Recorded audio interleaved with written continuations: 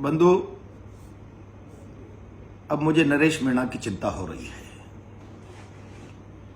समझ में नहीं आ रहा कि 332, 353 जैसे साधारण मुकदमे में एक व्यक्ति लगभग 6 महीने से जेल में बंद है। ऐसा लगता है जैसे कोई उसने राजस्थान में इससे पहले इससे बड़ा अपराध कभी हुआ ही नहीं हो। हत्या जैसे अपराधों में लोग जमानत पर आजाद घूम रहे हैं, अपराध कर रहे हैं। और मुझे इससे भी ज्यादा बड़ी चिंता इस बात की है कि आखिर मुख्यमंत्री ने एक उम्रदराज आदमी को उसके विश्वास को कहीं ठगा तो नहीं है।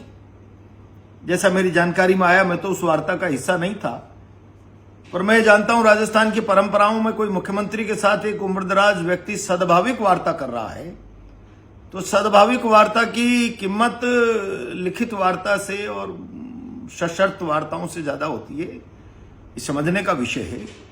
अगर बंद कमरे में मुख्यमंत्री ने एक उम्रदराज व्यक्ति को कहा कि सब ठीक हो जाएगा, आप आंदोलन वापस लीजिए, मुख्यमंत्री जी मैं आपसे अनुरोध कर रहा हूं, ये कोई कुरड़ी में गुड़ नहीं फूटा, एक बड़े आंदोलन जिससे सरकार की सांसें फूली हुई थी विधानसभा घेराव के से, उसके साथ आपका जबानी जमा खर्च का अगर मौखिक अनुबंध भी है, सद्भाविक चर्चा भी है, तो उसकी पालना कीजिए। ये ब्रीच ऑफ ट्रस्ट है। एक उम्रदराज व्यक्ति के साथ आपने उसके विश्वास को ठगा है। राजस्थान की परंपराओं पर यह सवाल खड़ा हो जाएगा कि आखिर सद्भाविक वार्ता का जिसका महत्व लिखित वार्ताओं से ज्यादा है। आप भी सरपंच, मैं भी सरपंच, सब ठीक हो जाएगा। क्यों नहीं अदालत में आपके डबल एजी और पीपी खड़े होकर कहते हैं जमानत दीजिए इस मुकदमे पर, कि नैतिक साहस दिखाइए, उसकी जमानत करवाइए। अदालत में खड़ा करिए, आपके डबल एजी को कहे कि ये मुकदमा सरकार वापस लेने का एग्रीमेंट कर चुकी है, वादा कर चुकी है, कमिटमेंट कर चुकी है। उसके बाद जब सरकार मुकदमा विड्रॉ करेगी, कोर्ट का प्रिविलेज है, मानना नहीं मानना वो अलग विषय है। लेकिन आज अनावश्यक रूप से एक व्यक्ति को इस आधार पर जेल में रोके रखना, मैं समझता हूं ये अन्याय है। और मैं तो नरेश के पिताजी को बुलाकर बात करने वाला हूं।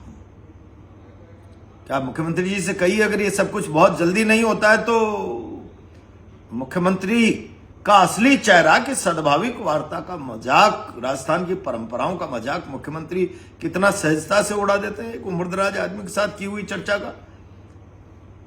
शहीद स्मारक के सामने आमरण अनशन बैठने के लिए कहूंगा और फिर देखते हैं आगे कहां तक बात जाती है। लेकिन ये गलत है। अब मन कुछ विद्रोह करने की स्थिति में आ रहा है। एक बार मैं नरेश के पिताजी को कहूंगा कि मुख्यमंत्री से बात करें, और नहीं तो स्टेच्यू सर्किल पर परिवार को लेकर आमरण अनशन पर बैठे। अब बात यूं नहीं बनने वाली है। धन्यवाद।